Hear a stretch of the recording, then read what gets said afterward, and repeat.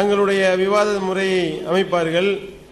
20 நிமிடம் அவர்கள் பேசினதுக்கு அப்புறம் நம்ம 20 நிமிடம், இது போன்று 20 நிமிடங்களாக ஒவ்வொரு தரப்புக்கும் 6 முறை, அதாவது 2 மணி நேரங்கள், 4 மணி நேரங்களோடு விவாதம் நிறைவடைந்துவிடும்.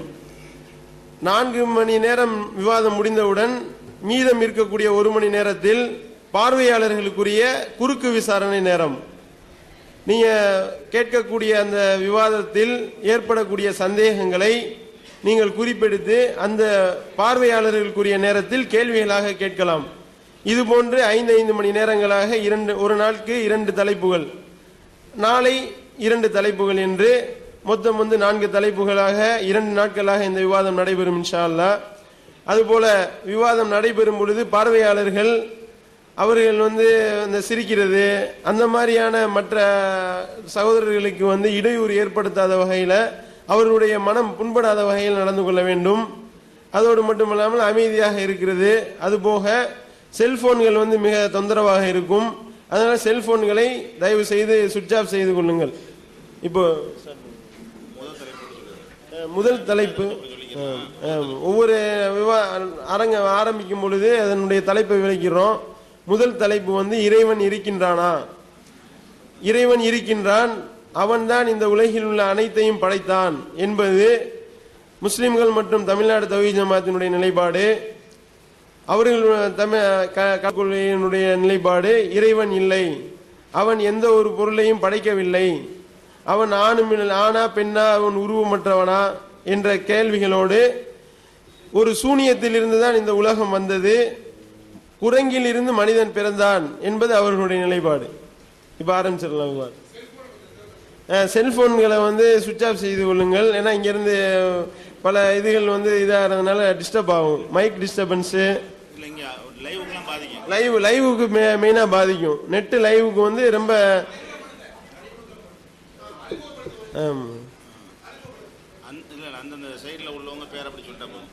சொல்லிடலாமா? சரி, என்னுடைய பெயர் சையத் இப்ராஹிம், தமிழ்நாடு தௌஹீத் ஜமாத்தினுடைய மாநில செயலாளர். என்னுடைய பெயர் பி ஜெயினுல்லாபுதீன். நான் ஏகே அப்துல் ரஹ்மான்.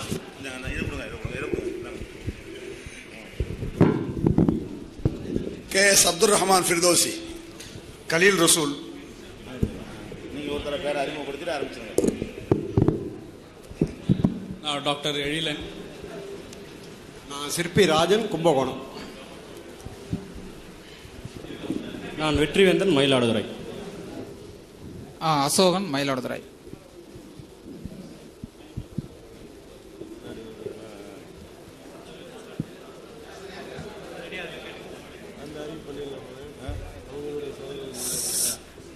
சார், எல்லோரும் பேசுவதற்கு தயாராக கடவுள் இல்லை, கடவுள் இல்லை, கடவுள் இல்லவே இல்லைன்னு சொல்ல வந்திருக்கிறோம்.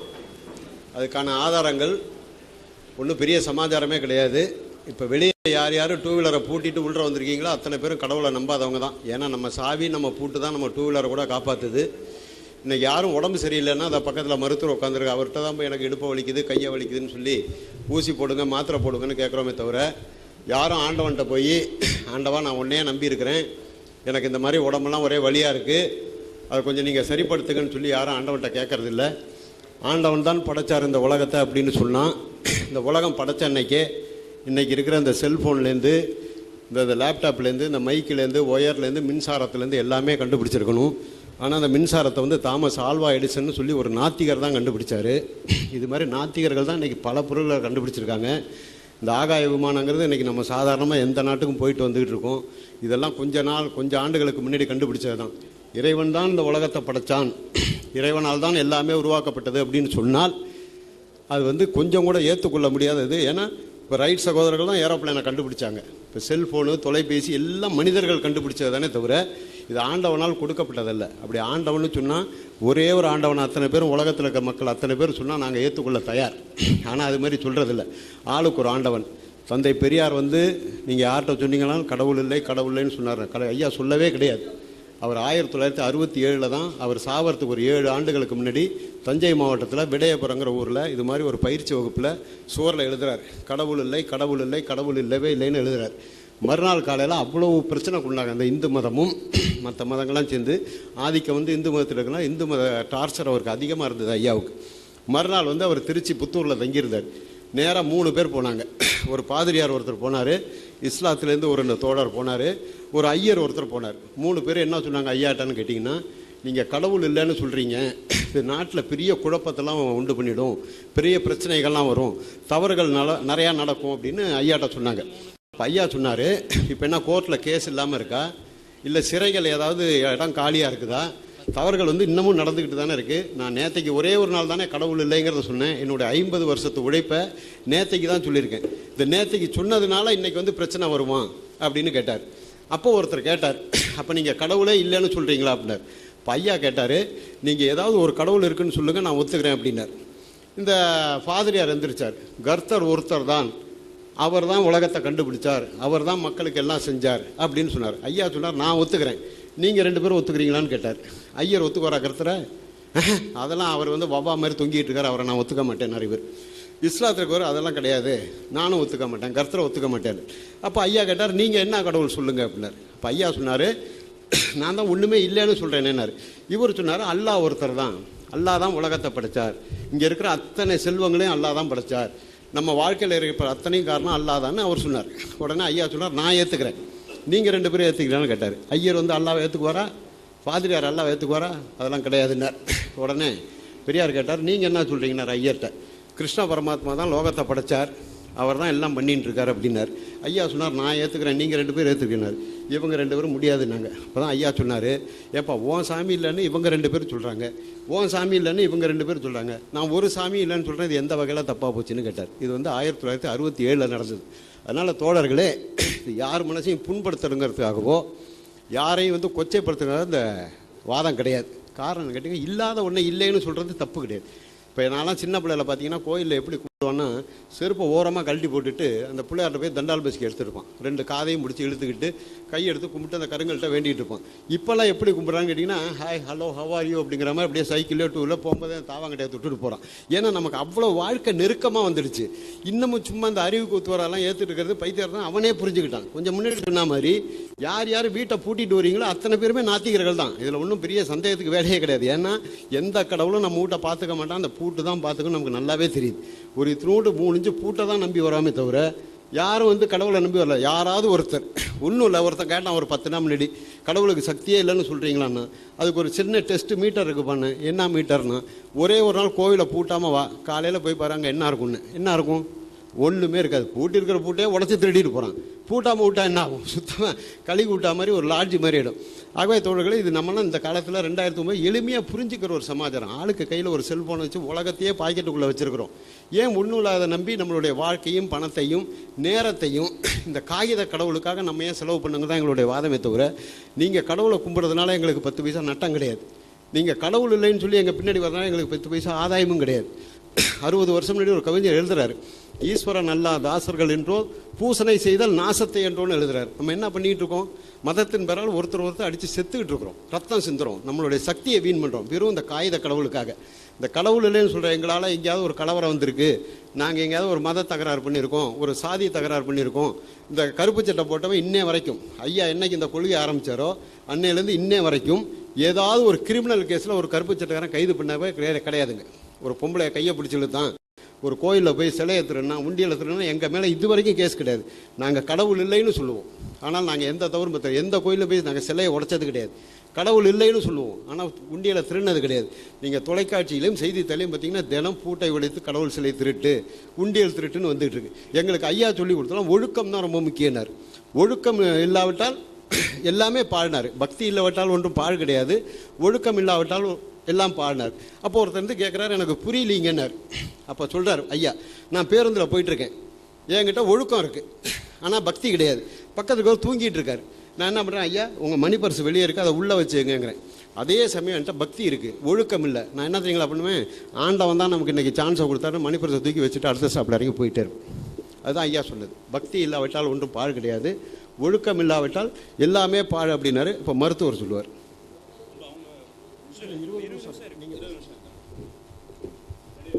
18 நிமிஷத்தில்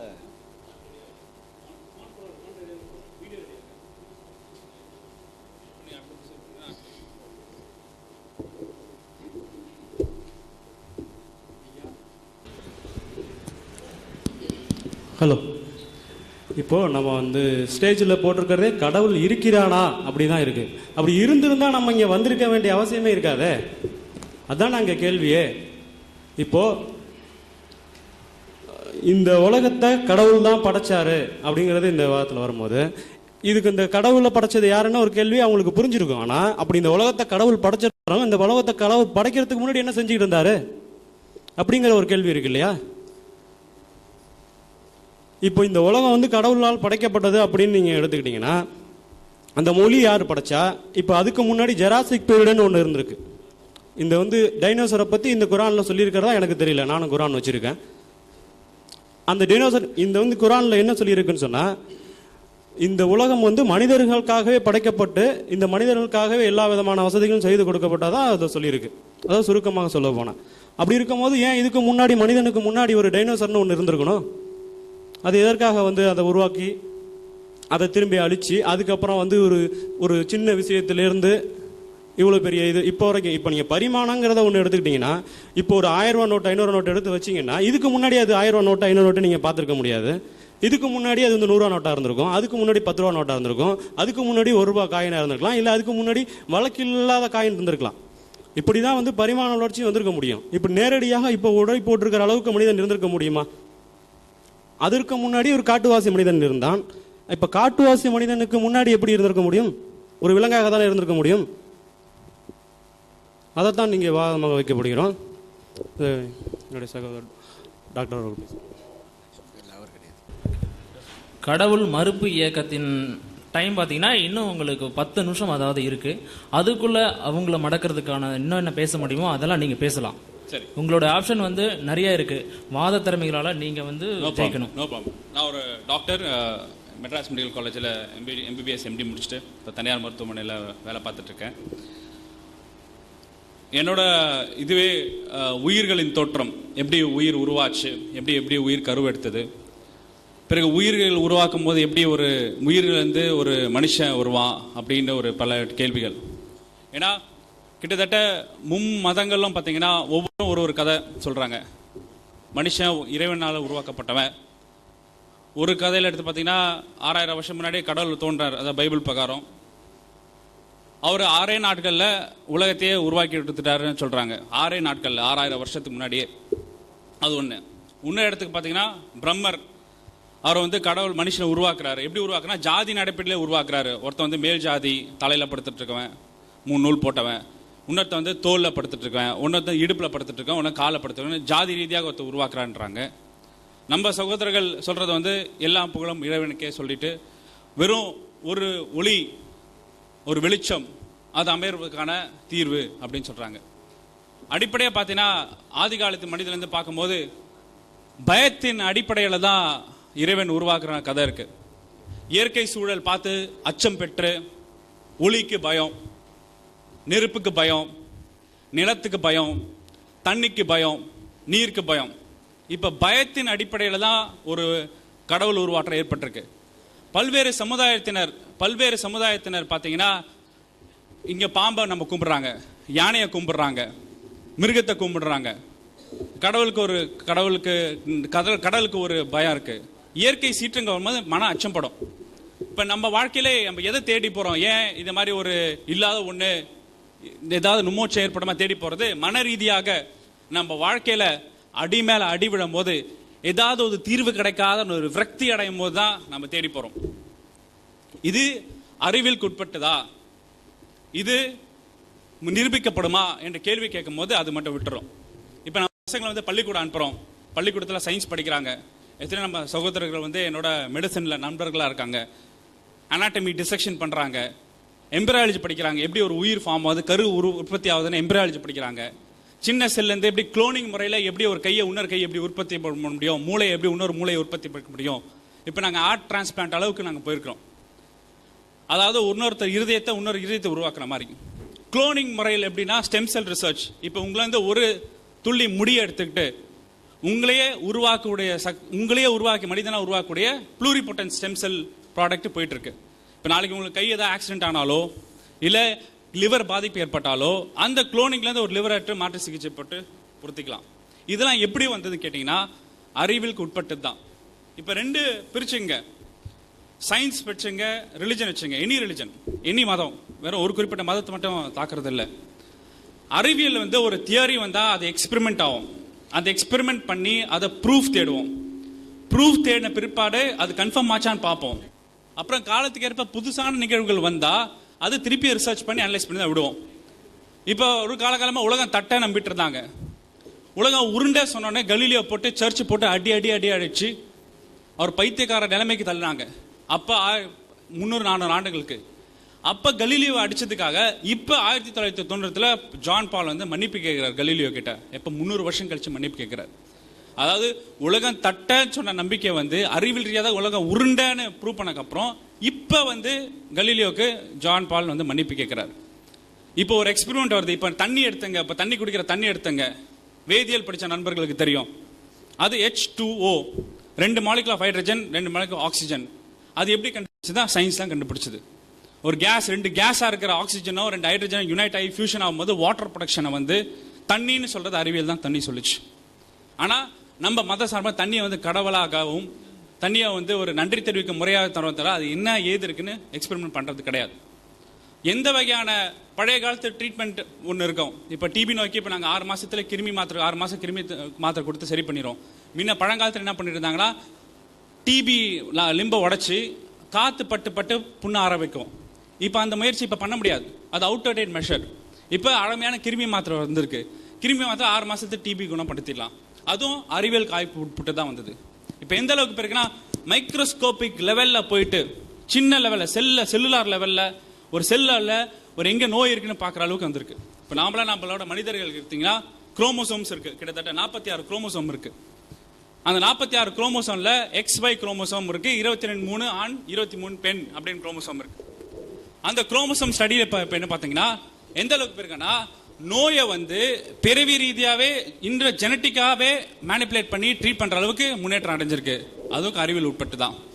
முன்னெல்லாம் நோய் வந்து இறைவன் கொடுத்தது, இது நம்மளோட தலை விதி, இது நம்ம எதுவும் திருத்த முடியாது, பிழைக்க முடியாது, இது காலகாலம் இருக்கிற காலம் மாறி இப்போ இன்னரண்டாவே எங்க நோய் எங்க இருக்குன்னு குழந்தை பிறந்தவனே கண்டுபிடிச்சி வைத்தியம் பார்க்குற அளவுக்கு நம்ம வளர்ந்து வந்துட்டு இருக்கோம். முன்னெல்லாம் சொல்லுவாங்க ஆண் பெண் நிர்ணயிக்கிறத நீங்க வந்து கடவுள் கிட்ட தான் கேட்கணும். ஒரு பெண்ணுக்கு ஆண் குழந்தை பிறந்தாலும் பெண் குழந்தை பிறந்தாலும் அது கடவுள் தான் நிர்ணயிக்கணும்னு சொல்லுவாங்க. அது இப்போ அறிவியல் ரீதி என்ன ப்ரூவ் பண்ணிட்டு இருக்கு? ஆண்கள் நீங்க தான் ஒரு பெண்ணுக்கு ஆண் குழந்தை பிறகுதா பெண் குழந்தை பிறகுதா நிர்ணயிக்கிறீங்க. ஏன்னா உங்ககிட்ட இருந்து உடல் சேர்க்கை ஏற்படும் போது உங்களுக்கு 2 குரோமோசோம் வரும். நீங்க Y குரோமோசோம் கொடுத்தீங்கன்னா அங்க அம்மா கருவில் ஆம்பளை குழந்தை பிறக்கும். நீங்க X குரோமோசோம் கொடுத்தீங்கன்னா உடல் உறப்போது அம்மாவுக்கு வந்து பெண் குழந்தை பிறக்கும். இப்போ நம்ம வந்து பெண்களை போட்டு எவ்வளோ அடி வச்சோம். பொட்ட பிள்ளையே பெற்று கொடுக்குறியே உருப்பிடுவியா, ஆண் பிள்ளை பெற்று கொடு பொம்பளை போட்டு அடிக்கணும்ல. அவங்களுக்கும் குழந்தை பிறக்கிறதுக்கும் சம்மந்தமே கிடையாது. நீங்க தான் ஆண் பெண் குழந்தைய டிட்டர்மைன் பண்றது உங்ககிட்ட தான் இருக்கு. இது அறிவியல், இது உண்மை. இவ்வளோ காலகாலமாக பெண்ணினத்தை போட்டு அடிச்சுட்டு இருந்தோம். ஏன் அடிமைப்படுத்துகிறோம்? ஏன் ஒரு இனத்தை கொடுமைப்படுத்துகிறோம்? இங்கே பார்த்தீங்கன்னா இங்கே கூட சகோதரருக்கு சொல்கிறேன், இங்கே நான் ஒரு பெண்ணவர் கூட நான் பார்க்கவே இல்லையேன்னு வருத்தமாக இருக்குது. எல்லாமே ஆண்களாக இருக்கீங்க. ஏன்னா அவங்களும் நம்ம கிட்டத்தட்ட பசங்களை படிக்க வைக்கிறோங்க. அவங்களும் அறிவியல் ரீதியாக முன்னேறணும் அப்படின்னு விருப்பப்படுறோம். ஆனால் யாரும் வரதில்லை. 1909 13ஆம் ஆண்டில் வரைக்கும் முஸ்லீம் சமுதாயத்தில் சேர்ந்த அறிவியல் கண்டுபிடிப்புகள் உங்களுக்கு தெரியாது, மருத்துவ ரீதியாக எனக்கு தெரியும். அது பேர் கோல்டன் ஏஜ் ஆஃப் இஸ்லாம் சொல்றாரு. நம்ம பாகிஸ்தானோட நோபல் லாரட் அப்துல் சலாம் என்ன சொல்றாருன்னா, அரபிக் இனத்திலேருந்து அறிவியல் ரீதியாக நாங்கள் செயல்பட்ட போது, அதாவது மத ஃபண்டமெண்டலிசம் வெளிப்பட்டு மத அடிப்படை வெளிப்பட்டு அறிவியல் ரீதியாக பயன்பட்ட போது நாங்கள் உலகத்துக்கு அல்ஜீப்ரா கண்டுபிடிச்சிருக்கோம். அது சயின்ஸ். அல்ஜீப்ரா கல்வி கொடுத்து அராபிய இனத்தில் தான் சேர்ந்திருக்காங்க. ஆப்டிக்ஸ், அதாவது கண்ணில் இருக்க ஐ பவர், ரிஃப்ராக்டிவ் பவர்ஸ் அனலைசிஸ் வந்து டர்க்கி நாட்டில் சமுதாயத்தில் இஸ்லாமிய சமுதாயத்தை சயின்டிஸ்ட் டெவலப் பண்ணியிருக்காங்க. ஆப்டிக்ஸ். இருதயம் சர்க்குலேஷன் எப்படி ஆகுது, ஹார்ட் எப்படி பம்ப் அடிக்குது, எப்படி மற்ற உறுப்புகளுக்கு இருதயம் சர்க்குலேஷன் சொன்னதே இஸ்லாம் மத சமுதாயத்தில் சேர்ந்த அறிவியல் விஞ்ஞானிகள். இது 9ஆம் 13ஆம் நூற்றாண்டுல அறிவியல் பாதையில செயல்பட தொடங்கினதுனால தான் இந்த 3 கண்டுபிடிப்புகள் வந்தது. பிறகு ஐரோப்பியா நடந்த அறிவியல் புயற்சிக்கே அராபிய நாட்டில் நடந்த மாற்றங்கள் தான் சொல்றாங்க. ஏன்னா ரோமன் கிரீக் வந்து சயின்டிபிக்கா இருந்தாங்க. அவங்க தான் இப்போ காப்பர்னிக்கஸ், ஹோமர், கெப்லர், பிளாட்டமி மாதிரி பழைய சாக்ரட்டிஸ் மாதிரி அறிவியல் விஞ்ஞானிகள் வந்து இந்த சர்ச்சு வந்ததுக்கப்புறம் சர்ச்சு வந்து யார் யார் சயின்ஸ் பேசுறாங்களோ உதச்சி முட்டி போட்டு கொலை பண்ணிடுவாங்க.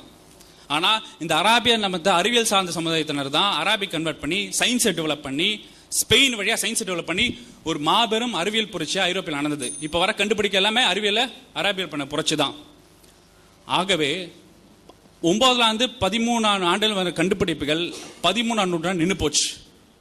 இஸ்லாமிய சமுதாயத்தை எந்த வகையான அறிவியல் கண்டுபிடிப்பும் 13ஆம் நூற்றாண்டுக்கு அப்புறம் வரவே இல்லை. ஆப்டிக்ஸை கொடுத்தவங்க, அல்ஜிப்ராவை கொடுத்தவங்க, ஹார்ட் எப்படி பம்ப் அடிக்கணும்னு சொல்லி கொடுத்தவங்க ஏன் அறிவியல் ரீதியாக கண்டுபிடிக்க போலனா மதன் அடிப்படையில் மத நோக்கோட பிற்போக்கான பாதையில் போன ஒரே காரணத்தால எந்த வகையான அறிவியல் கண்டுபிடிப்பு வரல.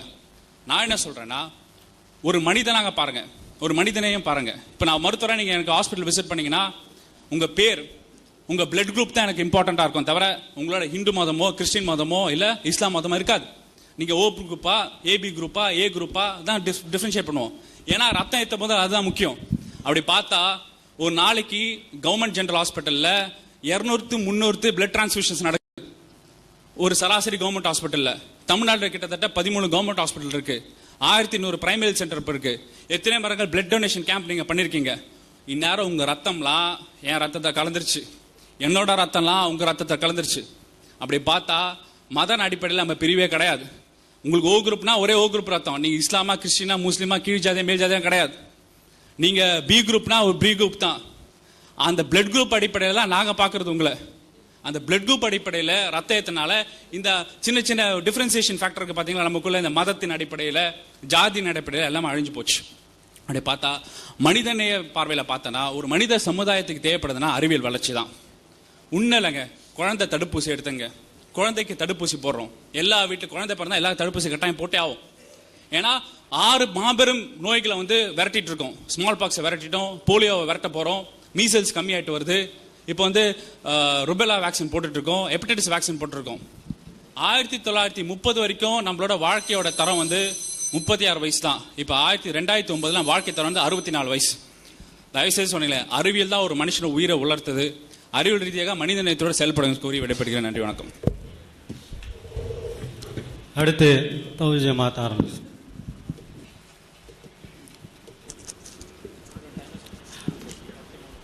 உங்களுக்கு 10:03 இப்போ 2 நிமிஷத்துக்கு முன்னே. சரி, அன்பிற்குரிய சகோதரர்களே, இறைவன் இருக்கின்றானா இல்லையா என்ற தலைப்பின் கீழே தௌஹீத் ஜமாத் சார்பாக நம்முடைய நிலைப்பாடுகளை இப்போது நாம் எடுத்து வைக்கிறோம்.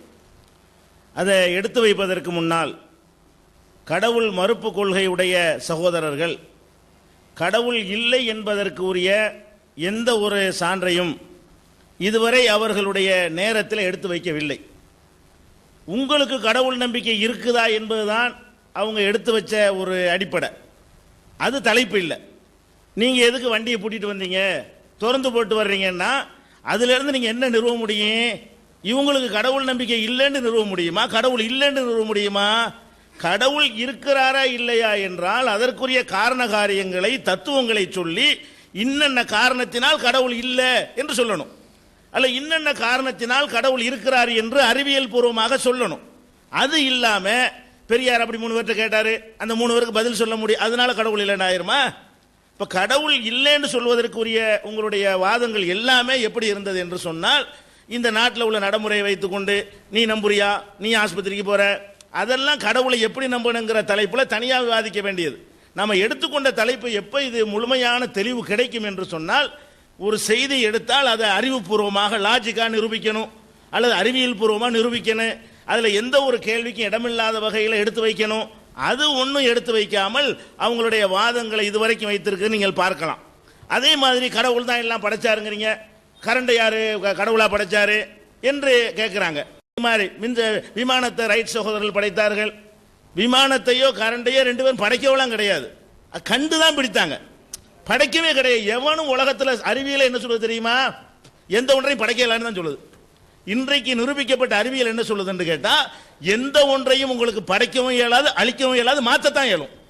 அப்போ அறிவியல் பிரகாரம் மின்சாரம் இங்கே இருக்குது தெரியாத கண்டுபிடிச்சு ஒருத்தர் சொன்னாரே தவிர படைச்சா சொன்னாரு? நீங்கள் எதையெல்லாம் நீங்கள் படைத்தார்னு சொல்றீங்களோ தப்பான வார்த்தை. அறிவியல் பூர்வமாக படைத்தார் நீங்க சொல்லவே கூடாது, கண்டுபிடித்தார் தான் சொல்லணும். கிடக்குது கண்டுபிடித்தார்னு சொன்னதுனால கடவுள் படைக்கலன்னு ஆயிருமா? அவர் கண்டுபிடிச்சது எதை கண்டுபிடிச்சாரு? கடவுள் படைச்சதான் கண்டுபிடிச்சார், படைச்சு இருக்க போய் தான் கண்டுபிடிச்சார். அப்ப நீங்க எப்படி காட்டணும் தெரியுமா? ஒண்ணுமே இல்லாம இருந்து இப்படி உண்டாக்கிட்டார்னு உன்னை காட்டினா தான் உங்க வாதம் நிற்கும். தாமஸ் ஆல்வா எடிசன் படைச்சாருங்கிறது அதுல கூட என்னன்னு கேட்டா, இந்த படைச்சாருங்கிறத கூட நீங்கள் சரியான விதத்தில் வழங்கல. இப்ப கடவுள் படைச்சாருன்னா நம்ம தானே சில விஷயங்களை நம்மளா உண்டாக்குறோம் அப்படிங்கிறாங்க. இப்ப ரைட் சகோதரர்கள் விமானம் படைத்தார்கள்னா அந்த விமானத்தை ஓட்டிட்டு இருக்கிறோமா? அந்த பேசிக்கை தான் அவர்கள் படைத்தார்களா? இப்போ உள்ள ஜம்போ ஜெட்டையும் போயிங்கையும் ரைட் சகோதரர்களா படைச்சாங்க. ஆனா ரைட் சகோதரர் படைச்சார் நீங்க சொல்றீங்க. அதே மாதிரி தான் ஒரு அடிப்படையை ஒருவர் படைத்து விட்டார் என்றால் அதை படைத்தார் ஒத்துக்கொள்ளணுமே தவிர அதிலிருந்து உங்களை டெவலப் பண்ணக்கூடிய உரிமையை தந்திருந்தால் அதை அவர் படைக்கலன்னு ஆகாது. எப்படி ரைட் சகோதரர்கள் அந்த அடிப்படையை படைத்த பிறகு நீங்கள் நிறைய உற்பத்தி செய்து கொண்டாலும் நிறைய வளர்த்து கொண்டாலும் அதை ரைட் சகோதரர்கள் தான் அந்த கான்செப்ட் அந்த அடிப்படையை கண்டுபிடித்தார்கள் சொல்றீங்களா இல்லையா? இப்ப கண்டுபிடித்ததுக்கு சொன்ன அதே பார்வை தான் படைத்தலுக்கு இருக்கணும். கடவுள் படைச்சார்னா ஒவ்வொரு மனுஷனும் நம்மளே உட்கார்ந்து படைச்சிட்டு இருக்கிறாரு. முதல் மனிதரை படைத்தார் என்று நாங்கள் சொல்கிறோம், அதிலிருந்து நாங்கள்லாம் உருவாகிறோம் பிறப்பின் அடிப்படையில். அப்ப நீங்கள் குரங்கிலிருந்து படைத்தார்னு சொன்னா அது அறிவியலுக்கு எதிரானது நாங்கள் நிரூபிப்போம். நீங்க சொன்ன பிறகு அது ஒன்று எடுத்து வைக்க வந்து நிறுத்தி இருக்கிறீர்கள். அடுத்து இப்ப என்ன பிரச்சனை? முதல் அடிப்படை வழங்கிக் கொள்ளுங்க. கடவுள் இருக்கிறாரா இல்லையா என்று நம்ம இந்த தலைப்புக்குள்ள போவதாக இருந்தால் நம்ம அறிவுபூர்வமா சிந்திச்சு பார்க்கணும். எப்படி சிந்திக்கணும்? இந்த அகில உலகத்தை படைக்கிறது கடவுள் ஒருத்தர் தேவையா இல்லையா அப்படி பார்க்கணும். ஆனா இவங்களுடைய பார்வை கடவுள் மறுப்புடையவர்கள் பார்வையெல்லாம் நான் பார்த்த வரைக்கும் எப்படி இருக்குன்னு கேட்டா, அவங்க இந்து மதத்தில் சில குறைபாடுகளை பார்க்குறாங்க. கடவுளை சொல்லி ஏமாத்துறது, ஃப்ராடு பண்றது, மனுஷனை கடவுளாக்குறது, இது மாதிரியான சில விஷயங்களை பார்த்துவிட்டு அந்த கோபத்தின் அடிப்படையில் கடவுள் இல்லைங்கிறாங்களே தவிர ஆய்வின் அடிப்படையில் சொல்லலை. ஆராய்ச்சி அடிப்படையில் கடவுள் இல்லைங்கிற அவங்க நிறுவவே இல்லை, நிறுவ இயலவே இயலாது. அறிவியல் பூர்வமாக எடுத்தாலும் லாஜிக் பூர்வமாக எடுத்தாலும் கடவுள் இருக்கிறார் என்பதுதான் நிறுவ முடியுமே தவிர கடவுள் இல்லை என்று அவர்களால் நிறுவவே இயலாது என்பதுதான் உண்மை. அவங்க என்ன செய்யறாங்க? கண்ணால பாத்தியா? அவங்களும் இந்த நூலில் கூட சகோதரர் வந்தவனே என்கிட்ட கொடுத்தாரு.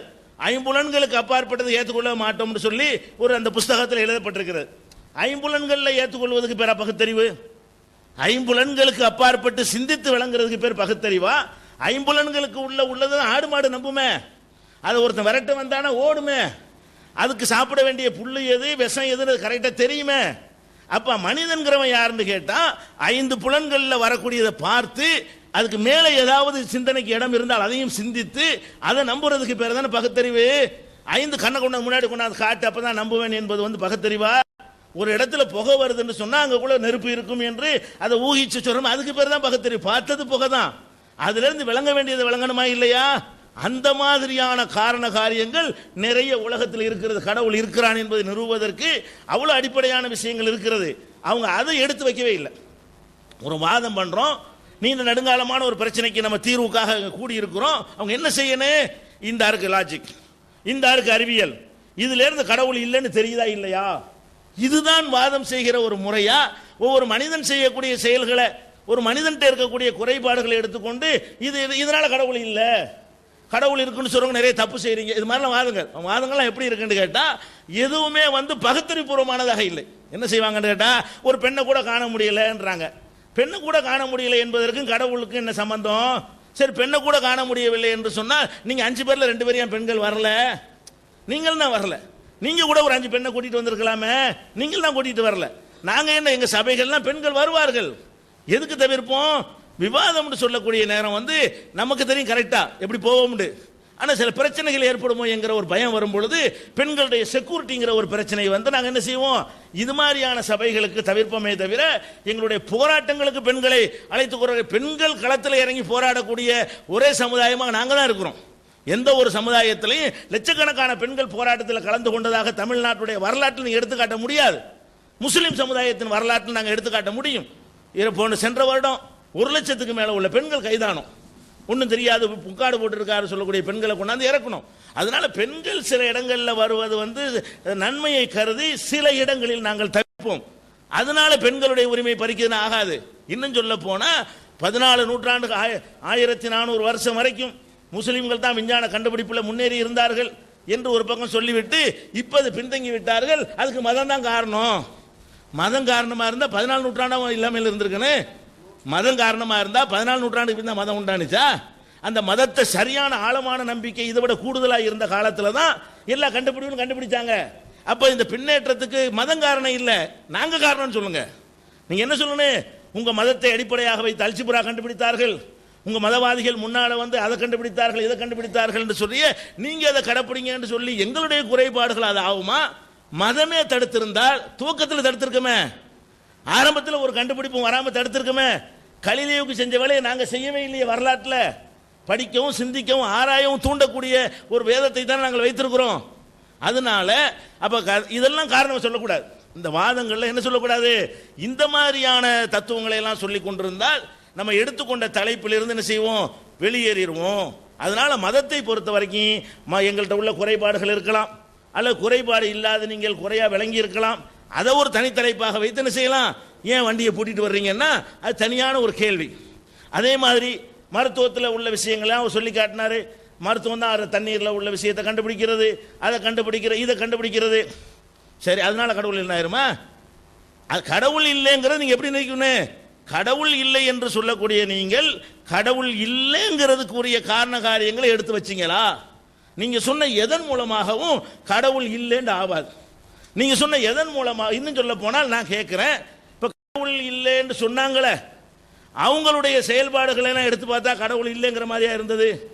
கடவுள் இல்லைன்னு சொல்லக்கூடியவர்கள் நினைஞ்சாங்க கல்லுக்கு அதே மாதிரி சிலையை வைத்தார்கள், அதே மாதிரி மாலை வைத்தார்கள் அப்படின்னு சொன்னா அதுக்கு என்ன நீங்க பதில் சொல்லுவீங்க? 4வது தலைப்பு இருக்கிறது, அந்த தலைப்பில் நாங்கள் வரிசையாக கேட்போம். கடவுள் இல்லைன்னு சொல்லி கொண்டு மதவாதிகளை விட அதிகமான மூட நம்பிக்கை உங்கள்கிட்ட தான் இருக்கிறது என்பதை தகுந்த ஆதாரத்தோடையும் தகுந்த டெக்ஸ்ட் ஆதாரங்களோடையும் நாங்கள் என்ன செய்வோம்? எடுத்து காட்டுவோம். அப்போ அது தலைப்புகளை நீ பொறுத்த வரைக்கும் நீங்கள் தெளிவாக விளங்கி கொள்ள வேண்டும். நாம் எடுத்துக்கொண்டிருக்கிற தலைப்பு கடவுள் இருக்கிறானா இல்லையா? நாங்கள் கடவுள் இருக்கிறான்னு நம்புகிறோம். எதை வச்சு நம்புகிறோம்? நாங்கள் ஒரு சிம்பிளான லாஜிக் தான். இதுக்கு மறுப்பு நீங்கள் சொன்னீர்களே ஆனால் அதுக்கு பெரிய அளவில் உள்ள அறிவியல் விஷயங்கள் நாங்கள் எடுத்து போடுவோம். ஒரு பொருள் இருந்தால், இந்த அருகு ஒரு பொருள் என்றால் இது வந்து தன்னால் வந்து இருக்காது, இதை ஒருத்தன் படைச்சு தான் வந்திருக்கும். அந்த படைச்சவனை நம்ம பார்க்காவிட்டாலும் சரி, அவன் யாருன்னு நமக்கு தெரியாவிட்டாலும் சரி, அவன் வந்து கெட்டவனா கூட இருந்தாலும் சரி, அவன் இது வந்து தன்னால் வந்திருக்காது. இந்த ஒரு மைக்கை நான் பார்க்கிறேன் என்று சொன்னால் இதான பகுத்தறிவு என்பது. மைக்கை பார்த்துட்டு மைக்கை மட்டும்தான் நம்பினால் அது சாதாரண ஐம்புலன் உள்ளவர்கள் செய்கிற வேலை. இதில் இருந்து நம்ம என்ன சிந்திக்கணும்? இது போல விஷயங்கள் இருக்குது, இது விவரமான ஒருத்தன் கண்டுபிடிச்சிருப்பான், விவரமான ஒருத்தன் தயாரிச்சிருப்பான் அப்படின்னு நம்ம நினைக்கிறோம். அவனை பார்க்காவிட்டாலும், அவனை பற்றி கேள்விப்படாவிட்டா கூட நம்ம என்ன செய்கிறோம்? எந்த நாலேஜ் இல்லாத ஒருத்தன் கூட என்ன செய்வோம்? அதை நம்பிடுவான். இதை விட்டுருங்க, இந்த இருக்குது இந்த ஒரு முன்னாடி ஒரு போடியம் போட்டிருக்கிறோம்னு சொன்னால் இது எப்படி வந்தது?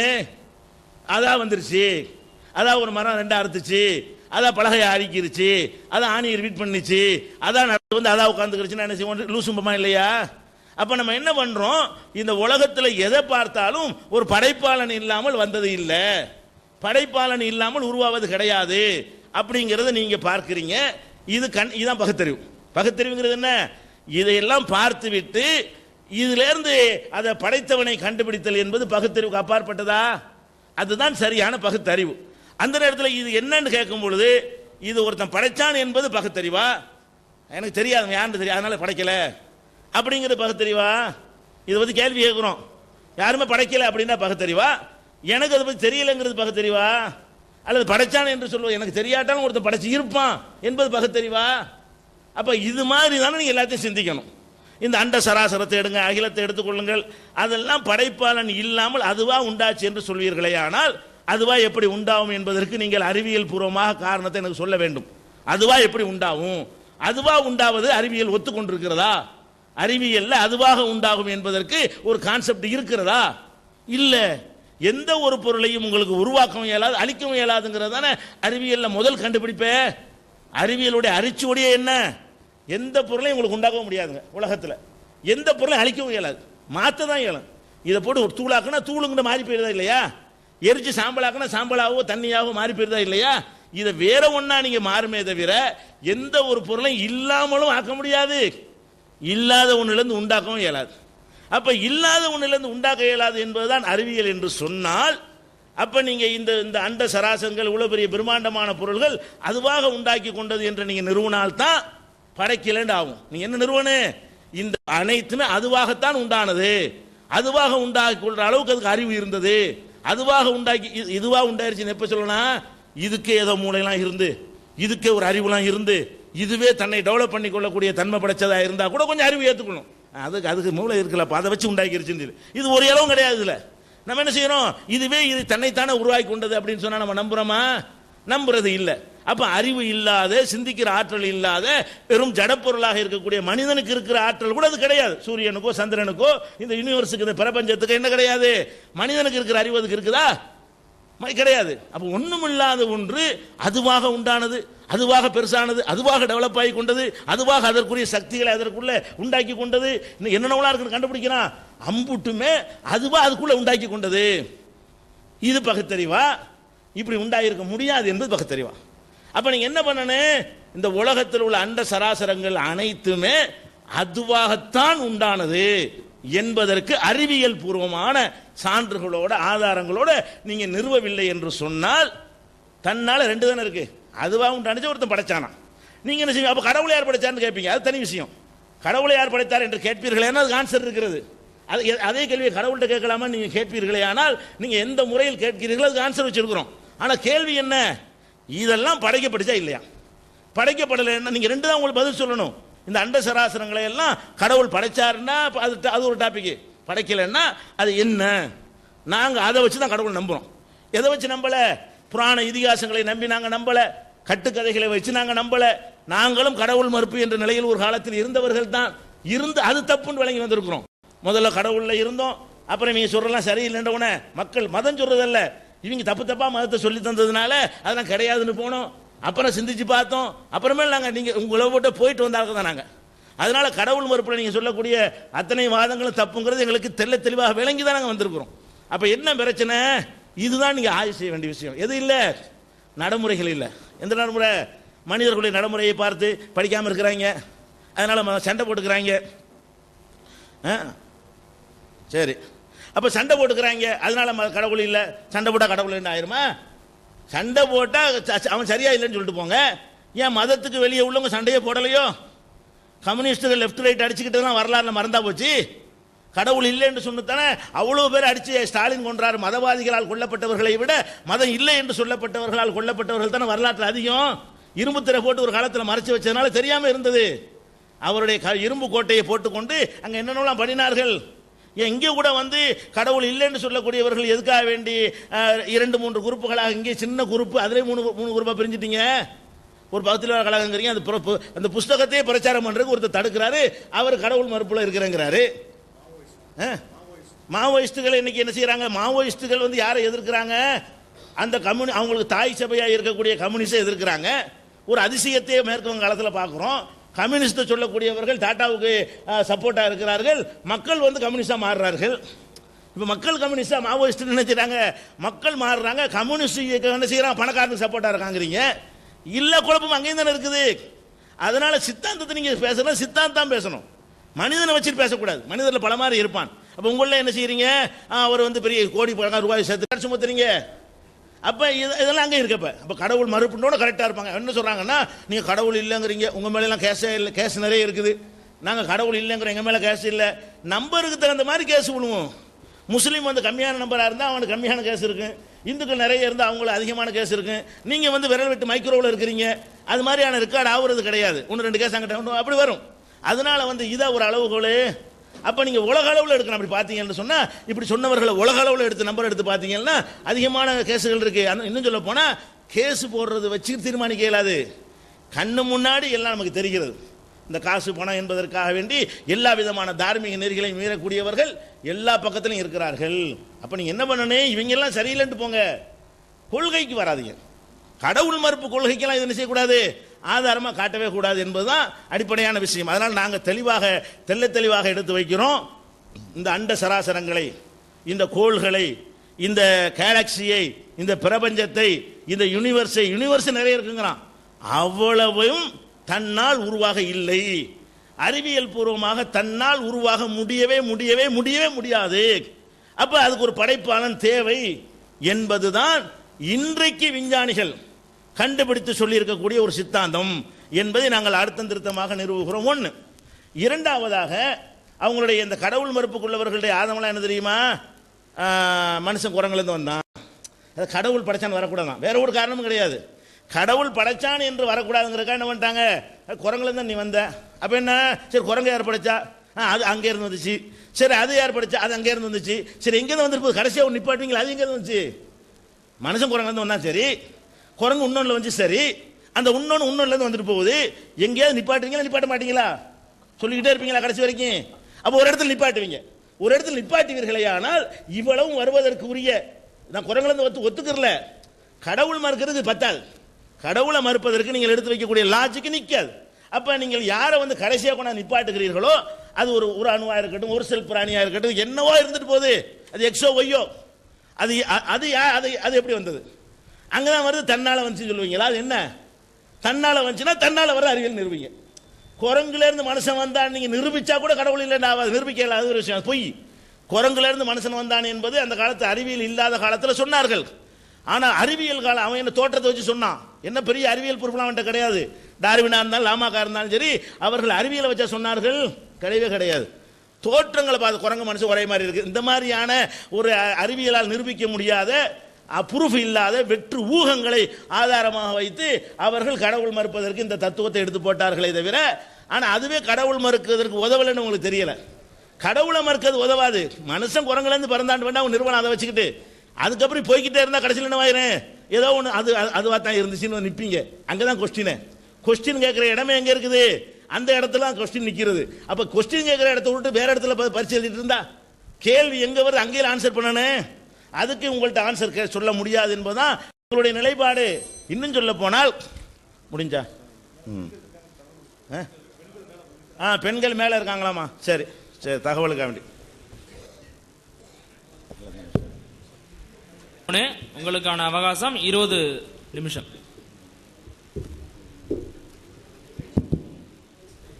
உங்களுக்கு எப்படி உயிர் உருவாச்சு அதை பற்றி ஏன் பேசல, எப்படி அகடங்கள் உருவாச்சு அதை எப்படி பேசல அப்படின்னு பல இது சொல்லிட்டு இருக்காரு. அறிவியல் ரீதியாக செயல்பட்ட அடிப்படையில் 3 பேரே சயின்டிஸ்ட் பேரை இங்கே தெரிவிக்க விரும்புகிறேன். ஸ்டீஃபன் ஹாக்கிங்ஸ், பிறகு ரிச்சர்ட் டாக்கின்ஸ், பிறகு டார்வினோட தியரியை வந்து இப்போது இருக்க ஜெனட்டிக் மெட்டீரியல்ல கன்ஃபார்ம் பண்ணி மரபு ரீதியான அணுக்கள் எப்படி உருவாச்சுன்னு ப்ரூவ் பண்ண சர் ரிச்சர்ட் ஆட்டன்பர்க், நோபல் லாரன்ஸ் வாங்கினவங்க, 3 பேர் நோபல் பிரைஸ் வாங்கினவங்க. இவங்க அடிப்படை தத்துவங்களை விளக்கிறதுக்காக தென்னந்தெளிவா உடைச்சு தள்ளிட்டாங்க. மோனோதீசிஸ், அதாவது ஒரு கடவுள் தான் எல்லாத்துக்கும் ஒரு உருவாக்கும், அப்படி கிடையாது, எப்படி உருவாச்சு ஏன் உருவாச்சுன்னு தெளிவாச்சு எக்ஸ்பெரிமெண்ட் பண்ணி ப்ரூவ் பண்ணிட்டாங்க. அதுக்கான முதல் அடிப்படை லைட்ஸ் ஆஃப் பண்ணுங்க, கிளாரிட்டி கொஞ்சம் வேணும். இது தெரியும், ஒரு ஃபேமஸ் லைட்ஸ் ஆஃப் பண்ணிட்டுங்க. அப்படியா, இங்க நல்லா தெரியாதுல்ல உங்களுக்கு, கொஞ்சம் பின்னாடி தருங்க. ஓகே, பாத்தீங்கன்னா வெவ்வேறு குரங்குகளோட மனுஷன் வந்தாருன்னு சொல்றத ஐயா சொல்ல, குரங்குல இருந்து மனுஷன் இல்ல, குரங்குகளோட டிசெண்டன்ஸ் தான் வந்திருக்கும். குரங்குகள் நம்ம கசின் பிரதர்ஸ். குரங்குல இருந்து நேரடியா மனுஷன் வர்றது சொல்றது வந்து பழங்காலத்து வாதம் சொல்ல ஒத்துக்கிறேன். ஆனா குரங்குகளோட மனுஷனுக்கும் ஒரு காமன் டிசெண்டன்ஸ் ஹோமினிட்ஸ் இருந்தோம். ஹோமினிட்ஸ் வந்து வேறுபடுத்தி டிஃபரன்ஷியேட் பண்ணி மனுஷனா ஒரு பக்கம் பாத போச்சு, ஒன்னு மரத்துல ரீட்டைன் ஆச்சு, அது மங்கீஸா டெவலப் ஆச்சு. இப்போ இதான் famous president George W Bush, அவரோட ஹியூமன் ரியாக்ஷன்ஸும் சிம்பன்சி ரியாக்ஷன்ஸும் சிமிலரா இருக்க ஒரு சின்ன காமெடிக்கான ஒரு படம். அடுத்த நெக்ஸ்ட் ஸ்லைட். இவர் தான் பாகிஸ்தான் சேர்ந்த பர்வேஷ் பர்தாய். இவர் சொல்றது என்னன்னா, நோபல் பிரைஸ் வாங்க நோபல் பிசிஸ்ட். இவர் என்ன சொல்றாருன்னா, இப்ப இருக்கிற அறிவியல் பயிற்சி குரான்ல நடக்கிற உண்மைகளை நியாயப்படுத்துறதுக்காக நேரத்தை செலவழிக்கிறோம், வீணடிக்கிறோம், அது இல்ல நம்ம வேலை. இன்னும் பெரிய பெரிய அறிவியல் கண்டுபிடி எங்க சமுதாயத்தில் வரும் அப்படின்னு சொல்றாரு. அடுத்த ஸ்லைட் பாருங்க. அதாவது ஐயா சொன்னாரு, அதாவது அப்ப இருக்கிற பெரிய பெரிய கண்டுபிடிப்புகள் கடவுள் இல்லாம கடவுள் மறுப்பு கொள்கை சொல்லிதான் வந்ததா, அப்ப கடவுள் நம்பினதானே வந்ததுன்னு சொன்னாரு. இல்ல, அப்ப புரட்சியாளர்கள் இருந்திருக்காங்க. ஐயா முன்னாடி சொன்ன போது வெளியே போயிட்டு சண்டை போட்டு வெளியே போன மாதிரி அப்ப மக்கள் சண்டை போட்டுதான், கேள்வி எழுப்பிதான், அடிப்படைய கேள்வி கேட்டுதான் அறிவியல் கண்டுபிடிப்பு வந்துருக்காங்க. இவர் டர்க்கியின் முதல் பிரசிடென்ட் அழகா சொல்றாரு, எனக்கு மதம் கிடையாது, அப்படி மதம் இருந்தா கடலை போட்டுதான் மிதிப்பேன் அப்படின்றாரு. டர்க்கியை வந்து ஒரு அறிவியல் நோக்கு பார்வையில ஒரு வளம் பெருமை நாடா வளர்த்துக்கு எனக்கு அறிவியல் பாதை தான் தேவை என்று முழுமையா சொன்னவர் டர்க்கியோட பிரசிடென்ட். அடுத்தது அப்துல்லா மஹாரி. இவர் வந்து கோல்டன் ஏஜ் ஆஃப் இஸ்லாம், அதாவது 90ல இருந்து 11ஆம் நூற்றாண்டுல ஒரு மாபெரும் சிரியன் போயட். அவர் கண்ணு தெரியாதவர். அவர் என்ன சொல்றாரு, எப்பப்பெல்லாம் ஒரு புக்குன்னு அடிப்படையில் நீங்க வந்து ஒரு ஃபார்மேட்டும் பண்ண முடியாது. ஒரு புக்குனா ஒரு மாத்திரை எக்ஸ்பைரி டேட் ஆன மாத்திரைன்னா தூக்கி போடுறது இல்லையா. ஒரு புக் அந்த காலத்துக்கு ஏற்ப அப்ப ரிலவெண்டா இருந்தது. இந்த காலத்துக்கு ஏற்ப எப்படி வரும்னு அந்த காலத்தை கேள்வி கேட்டார். அப்ப கேள்வி கேட்டப்ப சொல்றாரு, நான் உலகத்துல 2 மனுஷன் தான் பாக்குறேன். ஒண்ணு மதத்தை நம்பாத புத்திசாலி மனுஷன், ஒண்ணு மதத்தை நம்பிய முட்டாள்கள் அப்படின்னு அழகா சொல்றாரு. அவர் என்ன சொல்றாரு, மதம் என்பது ஒருத்தரோட பழங்காலத்துல ஒரு மாபெரும் மாசஸ், அதாவது கூட்டத்தை அடிமை பண்ணுவதற்காக உருவாக்கப்பட்ட சதின்னு அப்துல்லா மாரி வந்து அந்த ரினைசன்ஸ் பீரியட்ல கேள்வி கேட்டார். அடுத்தது ஓமர் கயாம், இவர் பத்தி தெரியாதே இருக்காது. அருமையான பிரிட்டிஷ் பெர்ஷியன் போயட். இவர் என்ன சொல்றாருன்னா, உயிர்களின் தோற்றம் வந்து இயற்கையின் விதிகள் படிதான் இருக்குன்னு தவிர ஒரு சூப்பர் நேச்சுரல் பவர் வந்து உயிரை உருவாக்கும் அப்படி கிடையாதுன்னு சொல்றாரு. இவரோட ரூபாயத்தனை நீங்க அருமையான இவரோட போயம்ஸ், ஓமர் கயாம் போயம்ஸ் படிச்சாலே இவரோட கருத்துக்கள் எவ்வளவு தெளிவாக சிந்தனைக்கு உட்பட்டு அறிவுக்கு உட்பட்டு இருக்குன்னு நீங்க தெரிவிக்கலாம். அடுத்தது ஐயா சொன்னாரு, நீங்க வந்து மறுப்பு தெரிவிக்கிறீங்க, எப்படி உருவாச்சுன்னு சொல்லுங்க அப்படின்னு சொல்றாரு. பிக் பேங் தியரியை வந்து 1997ஆம் ஆண்டு ஸ்டீஃபன் ஹாக்கிங்ஸ் வந்து அந்த தியரியை வந்து ப்ரூவ் பண்ணார். இப்போ ஒரு சின்ன வீடியோ பிக் பேங் தியரி எப்படி உருவாச்சுன்னு உங்களுக்கு காட்டுறேன். மேசிவ் எக்ஸ்ப்ளோஷன் உருவாக்கம், 2 புரோட்டான் பார்ட்டிகல் இடிக்கும் போது மேசிவ் எக்ஸ்ப்ளோஷன் உருவாக்குறதுல எக்ஸ்பெரிமெண்ட் அது சொல்றீங்க. ஆங்கிலம் புரிய நினைக்கிறேன்.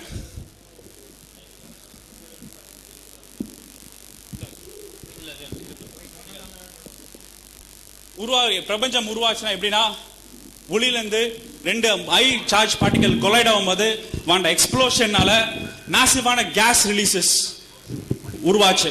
அந்த கேஸ் ரிலீசஸ் உருவாகும்போது பல்வேறு வால்கானிக் எரப்ஷன், 1900 டெம்பரேச்சர் ரெகுலேஷன்ஸ்ல வந்து பல்வேறு நட்சத்திரங்களும் கேலக்சியும் உருவாக்கின தருணம் அது. அந்த பிக் பேங் உருவாதுன்னு யார் உருவாக்குனா, ஏன் உருவாக்குனா, அதை யார் உருவாக்குனா கேள்விகளுக்கு நெக்ஸ்ட் பதில் இருக்கு. இந்த ஸ்டெல்லைட் கேலக்சிஸ் ஒரு பிக் பேங்க்ல வந்து ஒரு யூனிவர்ஸ் வந்து எக்ஸ்பேண்ட் ஆகும்போது பல்வேறு கணக்கான கேலக்சிஸ் மண்டலங்கள், இப்ப நம்ம பூமி இருக்கிறது மில்கி வே கேலக்சி, நம்ம பக்கத்துல இன்னொரு கேலக்சி இருக்குது ஆண்ட்ரோமேடா கேலக்சி, அது மாதிரி பல்லாயிரக்கணக்கான கேலக்சி இருக்கு. அந்த கேலக்சியில மில்கி வே கேலக்சியில இந்த சூரிய மையப்படுத்திய குடும்பத்துல நம்ம விளங்கிருக்கோம். இப்ப சூரியனை சுத்தி 8 கிரகங்கள், இப்ப 9 கிரகங்கள் சொன்னாங்க, ப்ளூட்டோ வெளியே படிச்சு, இப்படி 8 கிரகங்கள் வந்து சூரியனை மையப்படுத்தியான உருவான உணவு. பிறகு ஒரு சூரியன்ல வர செதறல்கள்னால பல்வேறு கிரகங்கள் உருவாச்சு. அந்த கிரகங்கள் 9 கிரகம் செதறல்கள். அது சூரியனோட மேக்னெட்டிக் பவர்னால எர்த் வந்து சூரியனை சுத்திட்டே வரும். சுத்திட்டு இருக்கிற தருணம் என்னன்னா, சூரியனோட வெளிப்பாடுனால பூமியில நடந்த மாற்றங்கள் ஏற்படும் காரணத்தினால பல்வேறான வெடிப்புகள் பூமியில ஏற்படுச்சு. மழை, பல்லாயிரக்கணக்கான வருஷம் தொடர்ச்சி மழை, பல்லாயிரக்கணக்கான வருஷம் வால்கனோ இரப்ஷன், கணக்கான ஐஸ் மழைகள் போய் உருவாகி ஒரு பக்குவப்பட்ட மண் உருவாகும் போது சின்ன ஃபியூஷன், 2 மாலிகுல் ஃபியூஷன் ஆச்சு அப்படின்னு ப்ரூவ் பண்றாங்க. ஹைட்ரஜனும் கார்பன் மாலிகுலும் ஃபியூஸ் ஆகிற ஸ்பான்டேனியஸ் ஃபியூஷனை வந்து ஒரு உயிர் அணுக்கள் உருவான முயற்சிகளை வந்து அவங்க சொல்றாங்க. இந்த மாதிரி பிரபஞ்சங்கள்ல வந்து பல்லாயிரக்கணக்கான மில்லியன்ஸ் ஆஃப் கேலக்சிஸ் இருக்கு. அந்த கேலக்சிஸை எக்ஸ்ப்ளோர் பண்றதுக்கான இப்ப பல்வேறு முயற்சிகளை நம்ம இறங்கி இருக்கோம். எத்தனையோ டெலஸ்கோப்ஸ் டெவலப் பண்ணிருக்கோம், எத்தனையோ ஸ்பேஸ் ப்ரோப்ஸ் அலோவ் பண்ணிட்டு இருக்கோம். இப்ப கூட நம்ம விட்ட ஸ்பேஸ் ப்ரோப் வந்து சந்திரன்ல நீர் இருக்கு கண்டுபிடிச்சிருக்காங்க. மாஸ்க் ஒன்று பண்றதுக்கு, மற்ற கேலக்சியில போய் அனலைஸ் பண்றதுக்கான சேட்டலைட் ப்ரோப்ஸ் அனுப்பிச்சுட்டு இருக்கோம். எல்லாமே ஒரு அறிவியல் சித்தாந்தத்தின் அடிப்படையில் உருவாச்சு தவிர ஒரு சூப்பர் நேச்சுரல் ஃபோர்ஸ் உருவாக்குன்ற கேள்விக்குறி போயிட்டே இருக்கு. இப்ப நம்ம வந்து இந்த உலகத்துல இருந்து கொஞ்சம் மேலோக்கி போவோம், இந்தியா விட்டு பார்ப்போம், பூமியை விட்டு பார்ப்போம், பிரபஞ்சத்தை விட்டு பார்ப்போம்.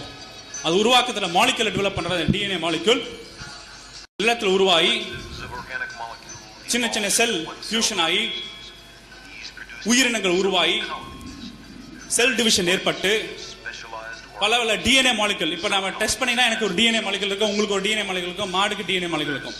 பல்வேறு பரிணாம வளர்ச்சி, எவல்யூஷன் சொல்லுவோம், பரிணாம வளர்ச்சி வந்து உருவாக்க ஏற்படுது. சரி, ஸ்லைடு போங்க. அடுத்த நெக்ஸ்ட் ஸ்லைட் போங்க.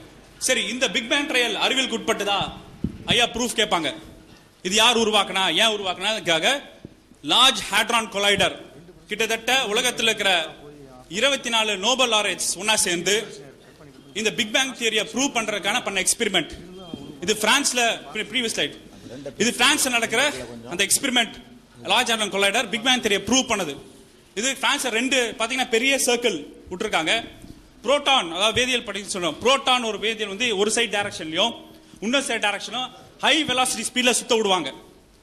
இந்த லார்ஜ் ஹேட்ரான் கொலைடர் எக்ஸ்பெரிமெண்ட் என்னன்னா, ஒரு யூனிவர்ஸ் உருவாக்க ஒரு மினியேச்சர் மாடல். இப்போ ஒரு பெரிய பில்டிங் பிளாக் கட்டுறோம், அதுக்கு ஒரு மேப் போடுவோம்ல, குட்டி பொம்மை மாதிரி ஒன்று உருவாக்கும். இப்போ ஒரு பெரிய கார் உருவாக்கும், அந்த காருக்கான முயற்சி இருக்குல்ல, அதே மாதிரி ஒரு இயற்கையான ஈவெண்ட் ஒரு பிக் பேங்க எப்படி வந்து நடைமுறைப்படுத்துறதுக்கான பண்ண ஆப்போசிட் டைரக்ஷன்ஸ்ல ஹை ஸ்பீட் வெலாசிட்டியில கிட்டத்தட்ட ஒரு 2000 கிலோமீட்டர் உள்ள டிஸ்டன்ஸ் மெஷர் பண்ணி ஃபியூஷன் எஃபெக்ட்ல வந்து பிக் பேங் எக்ஸ்ப்ளோர்னால எப்படி வந்து ஒரு யூனிவர்ஸ் உருவாச்சான தருணங்களை வந்து ஸ்டீஃபன் ஹாக்கிங்ஸ் வந்து ஒரு origin of time brief history of time book நீங்க படிக்கலாம். அது அறிவியல் பூர்வமாக பண்ணி வேர்ல்ட் ஃபேமஸ் புக் ரிலீஸ் ஆயிருக்கு, அந்த புக் நீங்க படிக்கலாம். ரிச்சர்ட் டாக்கின்ஸ் புக்ல காட் டிலூஷன் ஒரு புக் இருக்கு. அந்த புத்தகத்துல இந்த லார்ஜ் கொலைடர் எக்ஸ்பெரிமெண்ட் பத்தி நுண்ணியமாக உங்களுக்கு ஒரு பேர்ட்ஸ் வியூ தான் கொடுக்குற, நுண்ணியமாக எப்படி ஒரு உலகம் உருவாச்சான கதையை வந்து உண்மையின் அடிப்படையில் ஃபேக்ட்ல ஒரு பார்ட்டிகல் கொலிஷனால உருவான இதுவை வந்து சயின்ஸை வந்து ரிஃப்ளெக்ட் பண்ணாங்க.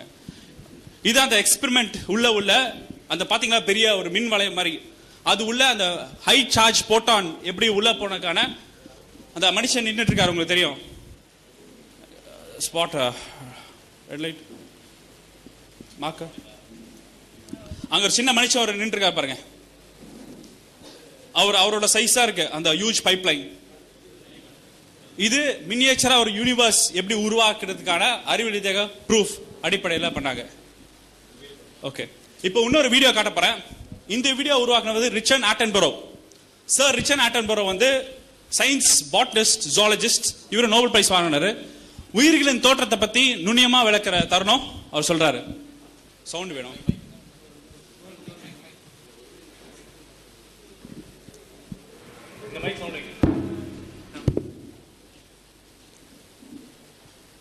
அவர் எப்படி சொல்றாருன்னா, டார்வினோட ஆரிஜின் ஆஃப் ஸ்பீசிஸ் தெரபி இந்த கால ஜெனடிக்ஸ்ல வந்து எப்படி ப்ரூவ் பண்ணாங்க, அந்த ஜெனடிக்ஸ் தியரி ப்ரூவ் பண்றதுக்கான அத்தியாட்சிகள் வந்து மரபு அணுக்கள், சுற்றுப்புற சூழல் எப்படி உருவாச்சு, பரிணாம வளர்ச்சி ஒரு சின்ன கிருமியில இருந்து எப்படி ஒரு மனிதனுக்கு உருவான வித்தியாச செய்திகளை வந்து வெளிப்படையா சொல்றாங்க. ஸ்பீக்கர் இருக்கும், கனெக்ட் பண்ணுங்க ஸ்பீக்கர். அவர் என்ன சொல்றாரா, பல்லாயிரக்கணக்கான வருஷம் முன்னாடி கடல்கள்ல வந்து ஹைட்ரஜனும் கார்பன் மாலிக்யூல் ஃபியூஸ் ஆகி வந்த சுவாசிக்கிற தன்மைப்பட்ட இது உருவாயிருக்கு. சவுண்ட். அப்புறம் பரிணாம வளர்ச்சி வரும்போது பைனரி ஃபிஷன் டிவிஷனால பல்வேறு அமைப்புகள்ல செல் சிலிண்டர் ஃபார்ம்லயும் சர்க்குலர் ஃபார்ம்லயும் கடலுக்குள்ள உருவாச்சு. பிறகு அதுக்குன்னு ஒரு பாடி உருவாக்கம், சுவாசிக்கிறதுக்கு நீர் சுவாசிக்கிறதுக்கான பாடி உருவாக்கம் ஏற்பட்டு அதுல மைக்ரோஸ்கோப்ல ரெஸ்பிரேஷன், அதாவது சுவாசிக்கிற லங் எக்ஸ்பேண்ட் பண்றோமா அது மாதிரி ரெஸ்பிரேஷன் எக்ஸ்பேண்ட் ஆன முயற்சிகள் ஏற்பட்டது. பிறகு அடுத்த பரிணாம வளர்ச்சி வரும்போது பல்வேறு வகையான உருமாற்றங்கள் ஏற்பட்டது அந்த கடல் வாழ்ல. ஏன்னா அந்த காலத்துக்கு ஏற்ப உணவுக்கான சேர்க்கை தேவை. Some organisms became more mobile and developed a mouth that opened into a gut. Others had bodies stiffened by an internal rod. முன்னாடி உருவாக்கின தருணத்துக்கான அறிவியல் ரீதியாக உண்மையான கண்டுபிடிப்புகள் தெரிவிச்சிருக்காங்க. இப்ப டிராகன் ஃபிளைஸ். பிறகு கடல்ல ஒரு சார் மிருகங்கள் வந்து ஆங்கர் பண்ணும், ஃபிஷ் பிடிக்கிறதுக்கு ஆங்கர் பண்றதுக்காக உணவை வந்து பிக்சடா பிடிக்கிறதுக்காக ஸ்பைனஸ் ப்ராசஸ் முதுகு தண்டு வளம் உருவாகி மீன் வந்து சுவாசிக்கிற தன்மை வந்து கில்ஸ், அதாவது தெரியும் கடல்ல பாத்தீங்கன்னா சுவாசிக்கிற தன்மை கில்ஸ்ன்னு போறோம். கில்ஸ் வந்து ஒரு மீனுக்கும் நீங்க பாத்தீங்கன்னா கில்ஸ் வந்து ரெஸ்பிரேட்டரி ஆர்கன், தண்ணியில எப்படி சுவாசிக்கிறதுக்கான ஒரு ரெஸ்பிரேட்டரி ஆர்கன் டெவலப் ஆகி அதே கில்ஸ் பல ஃபிஷஸா மாறி அந்த கில்ஸ்ல இருந்து கை டெவலப் ஆச்சு. அந்த கை டெவலப் ஆன உடனே கடல் வாழ் சில குரூப் வந்து திருப்பியும் மணலுக்கு வரும்போது இப்ப நீங்க பார்க்கலாம் ஆம்பிபியன் சொல்லுவோம். தவளை வந்து கடல்லையும் வாழும் நிலத்திலையும் வாழும், குரோக்கடைல் கடல்லும் வாழும் நிலத்திலே வரும். அதோட ஆரம்பகால ஆன்செஸ்டர்ஸ் ஆன டெவலப்மெண்ட் இங்க நீங்க பார்க்கலாம். இப்ப ஏன் இந்த மாதிரி மிருகங்கள்லாம் ஏன் இப்ப இல்ல நீங்க கேட்கலாம். அந்த கால சூழல் வெப்ப சர்வைவல் ஆஃப் தி ஃபிட்டஸ்ட் ஒரு தியரி இருக்கு. அந்த கால சூழல் தாங்கிறதுக்கான சக்தி உள்ள இனங்கள் வாழ்ந்துச்சு, சக்தி இல்லாத இனங்கள் அழிஞ்சு போச்சு. அதாவது அந்த இயற்கை சூழலுக்கு ஏற்ப வாழக்கூடிய தருணம் வாய்ந்த உயிரினங்கள் எதுவும் இல்லை. இந்த சூழலுக்கு ஏற்ப வாழ்றதுனால தான் எங்களை வாழ்ந்துட்டு இருக்கோம் நம்ம. பிறகு நீங்க பாத்தீங்கன்னா டைனோசார் அந்த ரெப்டைல்ஸ்ல இருந்து அந்த வந்ததுல ரெப்டைல்ஸ் வந்து டெவலப் ஆகி டைனோசாரா வந்துச்சு. இந்த டைனோசார் என்ன ஆச்சுன்னா 65 மில்லியன் இயர்ஸ் முன்னாடி வந்து ஆஸ்ட்ராய்ட் தாக்குதல் ஏற்படுது. இதுவும் அமெரிக்கால மண்ணிலையும் ஆஸ்திரேலியா மண்ணிலையும் அந்த ஆஸ்ட்ராய்ட் தாக்குதல்னால டைனோசார் இனம் முழுமையா அழிக்கப்பட்டது. இந்நேரம் டைனோசார் இனம் அந்த ஆஸ்ட்ராய்டு எஃபெக்ட்னால உழியலனா மனிதன் உருவாயிருப்பானே ஒரு சந்தேகம். இப்ப டைனோசார் ஆளுங்க எக்ஸிஸ்டண்டா இருக்காங்கன்னா பறவைகளோட தான் டைனோசரோட ப்ரீ எக்ஸிஸ்டிங் ஆன்செஸ்டர்ஸ். இப்ப நீங்க பறவைகளை பார்க்கலாம். பறவைகளோட டிஎன்ஏ டெஸ்டிங் வழியா நீங்க அனலைஸ் பண்ணி ஹிஸ்டாரிக்கலா பாத்தீங்கன்னா அது வரும். அப்புறம் இந்த டைனோசர் இருக்கும்போது சின்ன சின்ன உறுப்பு கிருமிகளாக மேமல்ஸ் சொல்றோம், பால் உணவு கொடுக்கிற மேமல்ஸ் உருவான சின்ன சின்ன உறுப்புகளா இருந்துட்டு பிறகு டைனோசர் போனதுக்கு அப்புறம் உணவு தட்டுப்பாடு மிகுதியாக உணவு ஏற்படும் தருணத்தில் கிடைக்கிறதுனால அவரோட சைஸ் இன்க்ரீஸ் ஆச்சு. வார்ம் பெட்டட் அனிமல்களை வந்து ஆண் உறுப்புகளும் பெண் உறுப்புகளும் ஒரே வயிற்றிலே இருக்கும். அதோட சர்வைவலுக்காக அதை அடாப்ட் பண்ணிச்சு. ஸோ ஒரு இனமும் தன் நிலையை நிறுத்திக்கிறதுக்காக இன பெருக்கத்துக்காக சின்ன சின்ன அடாப்ஷன் உருவாக்கும் போது அந்த அடாப்ஷன் நினைக்கிற மாதிரி ஒரு 10 வருஷத்துல 5 வருஷத்துல 20 வருஷத்துல இருக்காது. இயற்கை அடாப்ஷன் கிட்டத்தட்ட 500 வருஷம் 1000 வருஷம் அடாப்ட் ஆகி உருவாக்கம் மெருகேறி இன்னைக்கு ஒரு கம்ப்ளீட் ஹையஸ்ட் ஆர்டர்ல நம்ம நிக்கிறோம். அதான் டார்வின் சொன்னார். அவர் கிட்டத்தட்ட ரொம்ப பயந்தோரி. அவர் சொல்லும் போது சர்ச்சோட கண்டபிஷன் இது மாதிரி அறிவியல் ஆய்வுக்கு உட்பட்டு இது மாதிரி ஒரு ஃப்ரீடம் எல்லாம் அவருக்கு டிபேட் பண்ணதுக்காகலாம் அவர்கிட்ட கொடுக்கல. பைபிளுக்கு எதிர்ப்பு சொன்னா தூக்கில போட்டுருவாங்க. அப்படிப்பட்ட டார்வின் சொல்லும் போது அவர் என்ன சொல்றாருன்னா, என்னோட உடல்ல தலையில இருந்து உள்ளங்கால் வரைக்கும் என்னோட கீழினங்கள்ல இருந்து வந்த ப்ரூஃப் அடையாளங்கள் இருக்கிறது தவிர ஒரு துள்ளி கூட ஒரு சூப்பர் நேச்சுரல் ஃபோர்ஸோட இன்ஃப்ளூயன்சஸ் இல்ல அப்படின்னு அவரோட கடைசி ஸ்டேட்மெண்ட்ல எழுதி முடிக்கிறார். அடுத்த ஸ்டேஜ் ஸ்லைட் பவர் பாயிண்ட். அடுத்த நெக்ஸ்ட் ஸ்லைட். நெக்ஸ்ட் இது பேர் கார்பன் டேட்டிங் ஸ்டடின்னு சொல்லுவோம். கார்பன் டேட்டிங் ஸ்டடினா ஒரு கார்பன் கெமிக்கல் எவ்வளவு தூரம் டிபாசிட் இருக்கு. இப்ப பாத்தீங்கன்னா பெட்ரோல் எடுக்கிறாங்க. பெட்ரோலியம் வந்து கிட்டத்தட்ட பல்லாயிரக்கணக்கான வருஷமா கம்ப்ரஸ்டா ஃபியல் வந்து மணல் அடியில இருக்கு. அங்கிருந்து ட்ரில் பண்ணி பெட்ரோல் உருவாக்க ஏற்படும். அதே மாதிரி உலகம் உருவாக்குறது முறை எப்படி, இந்த டைம்ல தான் உலகம் உருவாச்சா இல்லையான்னு சொல்லிட்டு கார்பன் ஐசோடோப் ஸ்டடின்னு போடுவாங்க. அது ரேடியோ ஐசோடோப்பா இன்ட்ரோடியூஸ் பண்ணி அந்த மணல் அந்த கார்பன் மாலிகல் எந்த காலத்தை உருவாச்சின்னு தெளிவா எக்ஸ்பெரிமெண்ட் பண்ணி ப்ரூவ் பண்ணிட்டாங்க. அப்படி அவங்க காலத்துல எர்த் அதாவது பூமி உருவானது வந்து 5 billion years. Early life forms எப்படி லைஃப் ஃபார்ம்ஸ் வந்தது எப்படி கண்டுபிடிச்சாங்கன்னா ஃபாசில்ஸ் பேலண்டாலஜின்னு சொல்லுவாங்க. அந்த ஸ்டடி பேரே பேலண்டாலஜி. ஃபாசில்ஸ்ல வந்து இம்ப்ரெஷன்ஸ் ஆயிடும். மஸ்கிட்டோவோ காக்ரோச்சோ பழங்காலத்துல